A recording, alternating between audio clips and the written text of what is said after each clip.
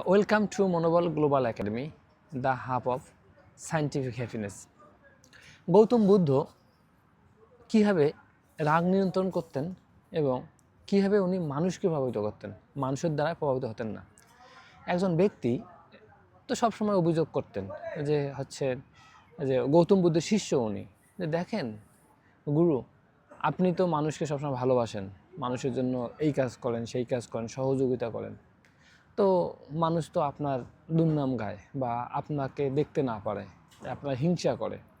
তখন গৌতম বুদ্ধ তার শিষ্যকে বললেন যে দেখো মানুষ, এটা একটা ঘড়ি, তোমার এই ঘড়িটা তোমার, এই ঘড়িটা যদি তুমি আমাকে না দাও, তুমি যদি আমাকে ঘড়িটা দাও এবং ঘড়িটা যদি আমি না নেই, ঘড়িটা কার থাকে?